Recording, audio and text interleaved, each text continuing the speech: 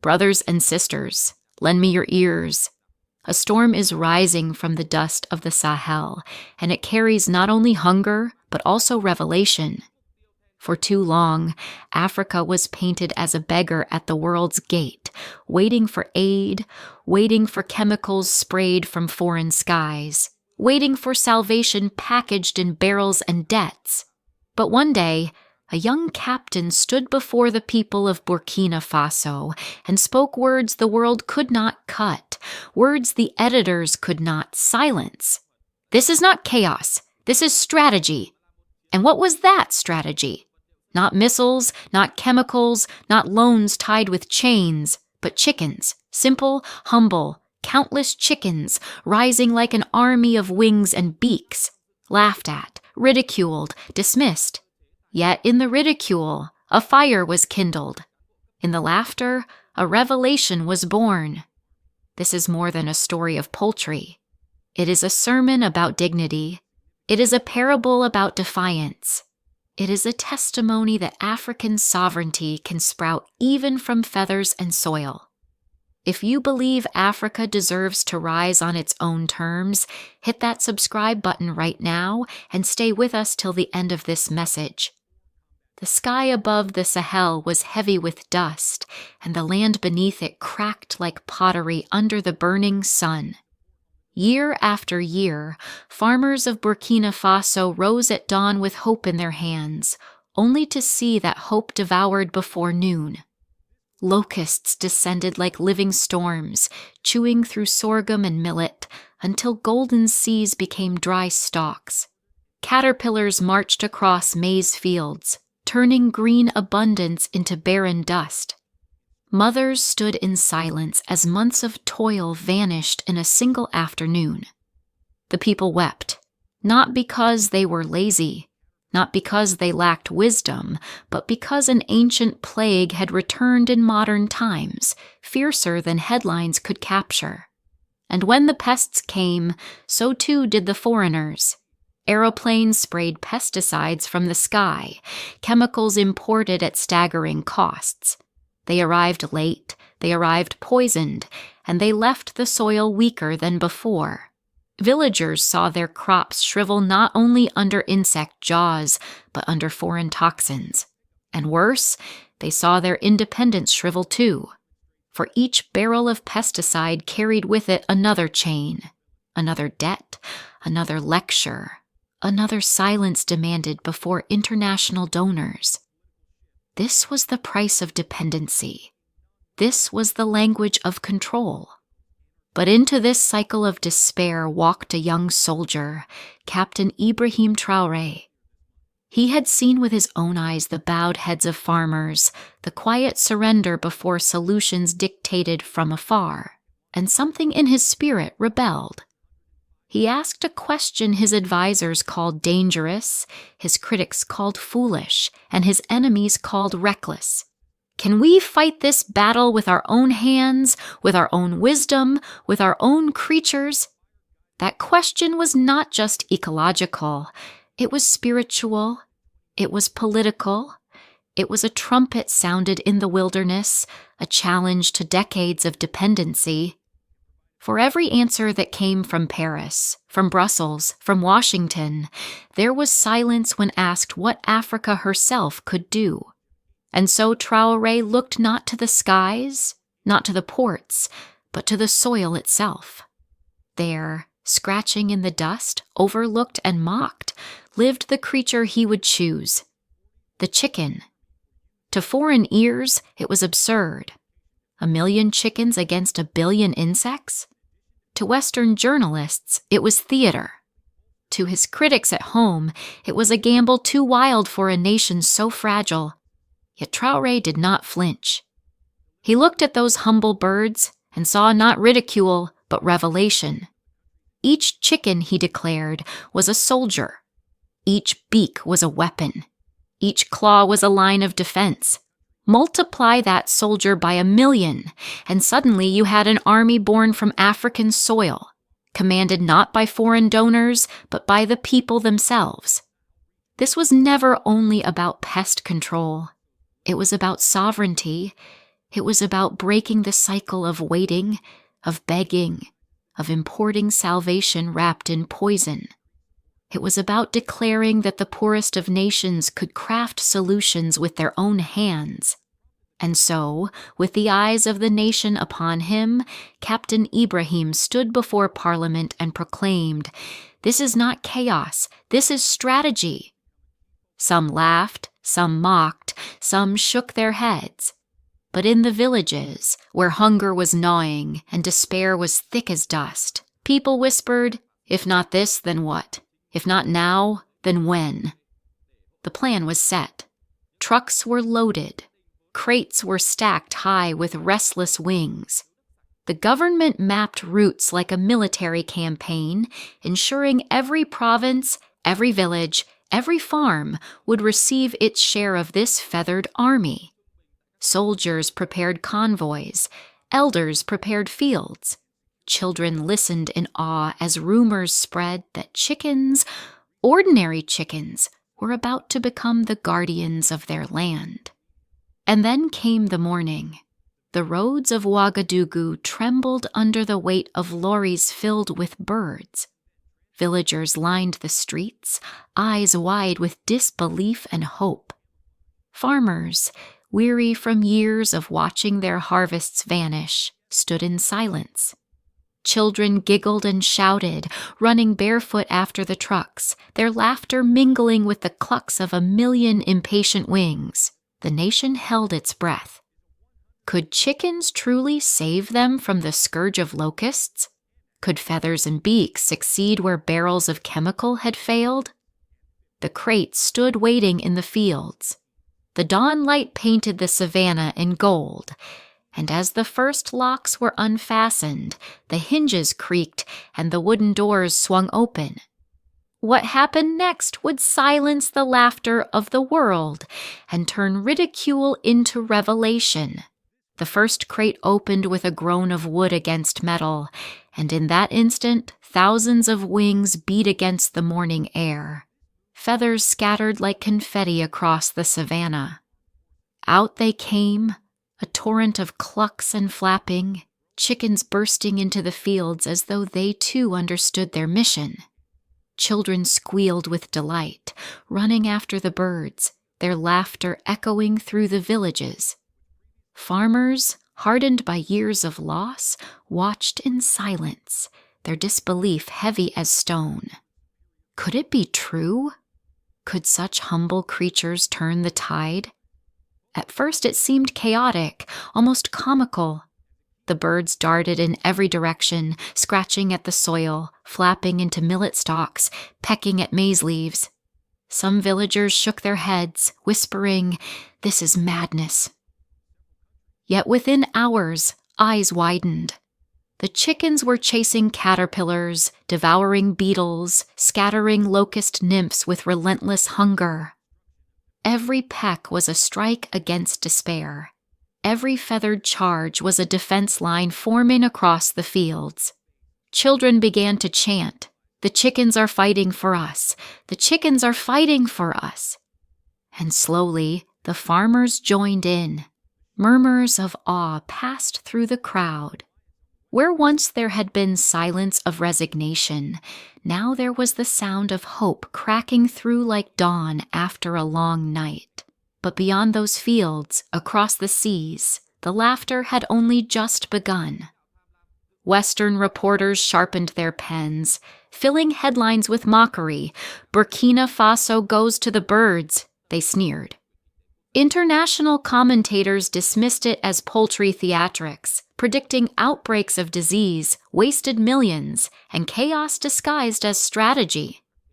On television screens in Europe and America, experts smirked, declaring that this was proof Africa could not govern itself. Yet Ibrahim Traore was ready. Standing before microphones, he spoke with the calm of a soldier, the conviction of a preacher. Yes, chickens may be foolish, but sometimes the foolish win. His words cut through the ridicule like a blade, for in the foolishness there was a deeper wisdom. In the mockery there was a hidden defiance, And back home, results were whispering louder than ridicule. In pilot zones, crops that should have been stripped bare stood taller, greener, alive. Reports trickled in. Fields once lost to swarms now showed fragile lines of survival. Families that had braced for hunger now cracked eggs into pans, their children tasting protein long denied. In the marketplaces of Ouagadougou, stalls filled with eggs at prices lower than in years past. Protein intake rose, mothers smiled, and farmers began to believe the unthinkable, that perhaps this gamble was not folly, but a miracle in feathers.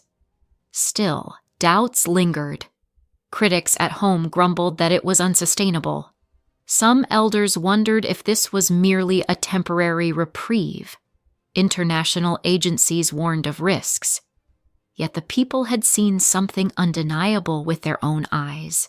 They had watched 1 million chickens march into the fields, and they had seen pests retreat.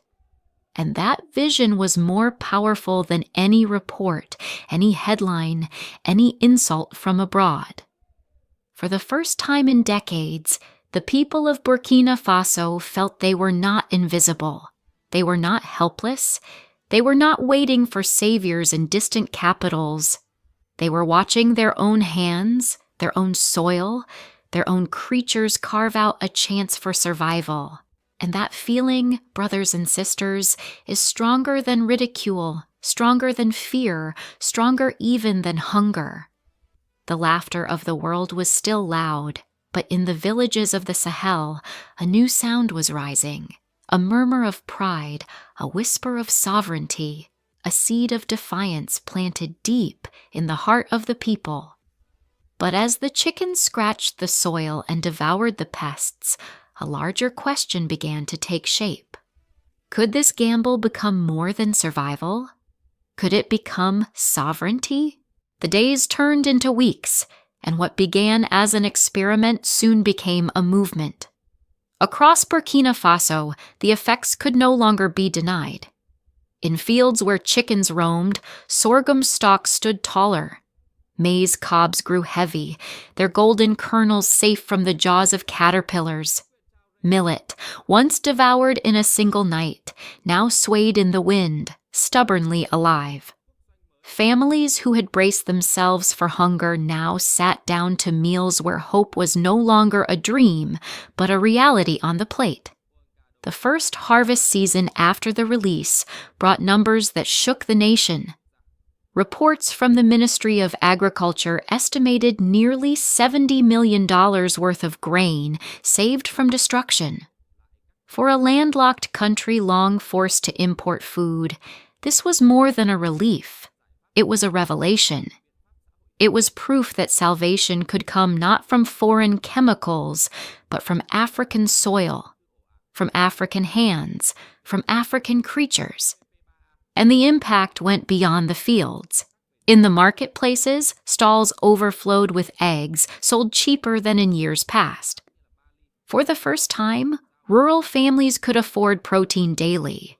Mothers boiled eggs for their children, watching malnutrition rates drop like chains falling from their wrists.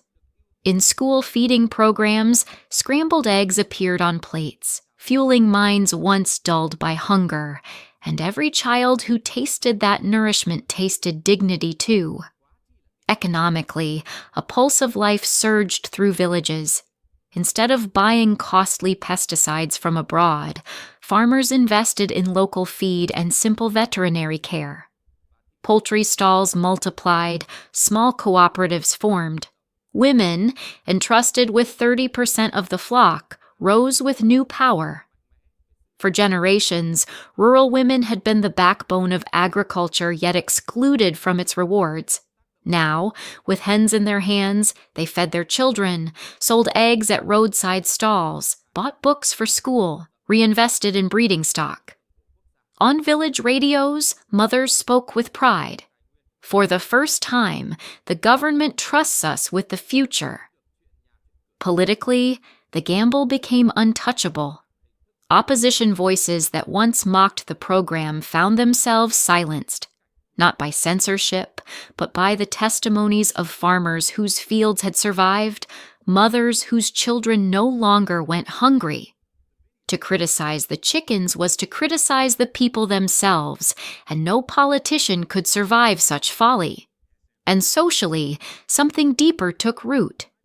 In village after village, people repeated the same phrase: "It is our chickens, therefore it is our victory." That language of ownership spread like fire in dry grass.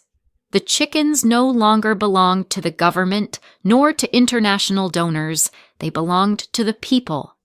Each bird was a feathered flag of sovereignty, each egg a daily reminder that their survival was worth a national gamble. Even the rhythm of rural life changed.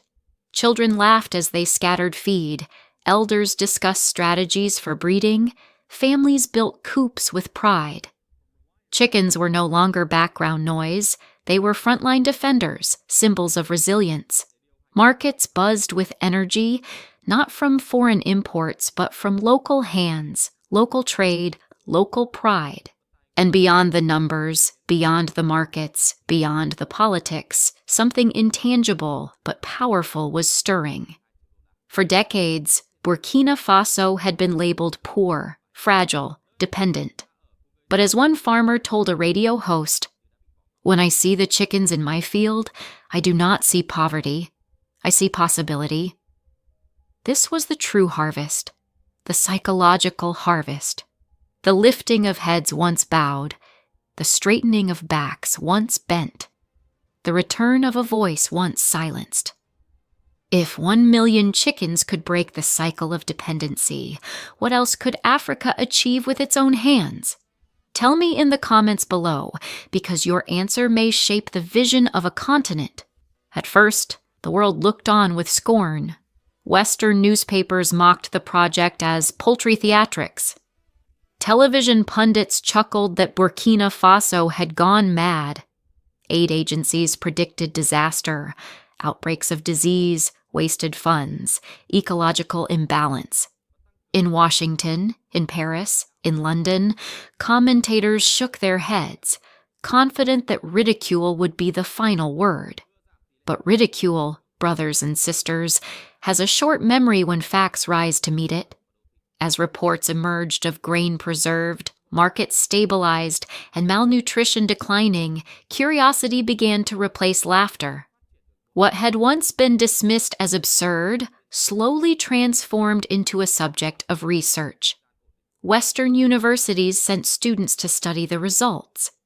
Agricultural journals began publishing articles on biological pest management. Think tanks that once mocked were forced to reconsider. And in Africa, the ripple grew even stronger. Delegations arrived quietly from Niger, Mali, Chad, even Kenya. They walked the fields, spoke to farmers, counted the yields. They returned home with stories not of failure, but of possibility. Soon, whispers of a new vision emerged. A regional poultry corridor, allowing chickens, feed, and veterinary expertise to flow across Sahelian borders. For the first time, an agricultural defense plan was being discussed not in donor capitals, but among Africans themselves. Meanwhile, Captain Ibrahim Traore stood tall on the international stage. At the African Union Summit, he declared, "A nation that can defend its fields with chickens can defend itself against poverty with courage." The hall erupted in applause. For many leaders, the chickens were no longer about pest control. They were about pride, about proof, about sovereignty. Even partnerships began to shift. From China came offers to build processing plants. From Brazil, expertise in poultry genetics. From India, veterinary vaccines. From Russia, grain storage infrastructure. This was cooperation on Africa's terms, not aid with strings attached. It was African sovereignty in motion, feathers turning into trade, chickens becoming ambassadors of resilience. And in the United States, the narrative was harder to ignore. Analysts who once dismissed the project as laughable now framed it as innovative. policy papers circulated, asking whether biological methods might offer lessons for global food security. For in a world of climate change and rising hunger, even the proudest nations could no longer laugh at a strategy that worked. Yes, the laughter was loud. Yes, the ridicule was sharp. But in the end, results spoke louder than mockery. And slowly, the world shifted from scoffing at Burkina Faso to studying it, from laughing at chickens to learning from them. But even as the applause grew louder, a shadow lingered. Could this fragile miracle withstand the tests of scale, of disease, and of time? Years passed, and the million chickens of Burkina Faso became more than livestock. They became legend. In the villages, murals appeared on clay walls, chickens drawn as soldiers, wearing helmets, standing like guardians before advancing swarms of locusts. In the markets of Ouagadougou, traders joked that every egg was a feathered bullet fired against hunger. Folk songs and hip-hop verses alike celebrated the feathered army that had turned despair into hope. Statistics told the same story. Grain losses were slashed by nearly half. Malnutrition among children fell to historic lows. Poultry industries flourished, exporting meat and eggs to neighboring states that once mocked the idea. What began as an act of desperation was now shaping the identity of a nation. But with success came new questions. Could the program be scaled without breaking the fragile balance? Would disease threaten the flocks? Could local economies bear the strain of feed and care as the numbers grew? These doubts lingered, whispering like shadows even in the sunlight of progress. For Captain Ibrahim Traore, the challenge was no longer only against pests. It was against complacency. He knew that sovereignty is not won once. It must be defended daily, nourished like the soil, renewed like the seasons. Chickens had given Burkina Faso a parable of resilience, but the future demanded vigilance, creativity, and unity. And across Africa, the story spread. In Nigeria, lawmakers debated whether a similar avian strategy could save billions in pesticide costs. In Ethiopia and Sudan, farmers experimented on smaller scales. Youth on social media filled timelines with memes of chickens marching under banners that read, "Africa fights back." What began in Burkina Faso was no longer confined to its borders. It had become a seed planted across the continent. Yet the greatest transformation was not in fields or markets, but in hearts. For decades, Burkina Faso had been described as fragile, poor, dependent. Now, citizens saw themselves as innovators, as survivors, as leaders. Children grew up believing that sovereignty was not a gift from donors, but a choice of courage. Still, the road ahead was uncertain. Would the story of the chickens remain a lasting strategy, or would it fade into memory as a glorious gamble? Would Africa take this parable as a model to reclaim its dignity in other struggles, against poverty, against debt, against dependency? And so, the story of Burkina Faso's chickens is no longer about the past. It is about the question that still echoes across Africa. Are we ready to rise? Brothers and sisters, what then shall we say to these things? For years, Africa was mocked as fragile, its people told to bow, to wait, to beg. For years, foreign powers offered salvation wrapped in chains, and our soil grew weaker, our dignity thinner. That is the anger we must not forget. The anger at being treated as dependents in a world where we too are children of God. And yet, we must also weep for the years of loss. We must remember the fields stripped bare, the mothers watching their children fade with hunger, the silence of despair when solutions never arrived in time. That is the sorrow we carry, the sorrow of dependency that left scars across generations. But now, let us rise into hope. For in the land of Burkina Faso, in the beating wings of humble chickens, a new vision was born. It was not only a victory against locusts, it was a victory against despair itself. The chickens became a parable, a testimony that African sovereignty is not a dream, but a living possibility. The world laughed, and yet the laughter turned into wonder. The world mocked, and yet the mockery became respect. This is why the story of the Burkina Faso chickens must be told again and again until no child of Africa believes they are too small to matter. It is not about feathers. It is about freedom. It is not about poultry. It is about pride. It is not about one leader. It is about a people reclaiming their dignity. So I ask you, my brothers and sisters across the globe, what lesson does this story leave for us? Is it simply about chickens, or is it about courage? The courage to stand when the world expects us to kneel. The courage to create when the world expects us to copy. The courage to rise when the world expects us to remain low. If this message stirred your heart, do not let it be buried. Subscribe, share, and comment New Africa below, so that the echo of this story may resound from Ouagadougou to Washington, from Lagos to Kingston. For as long as the story is told, sovereignty will not die. And so, brothers and sisters, may this testimony remind us, Africa can do it. Africa can rise. Africa can stand.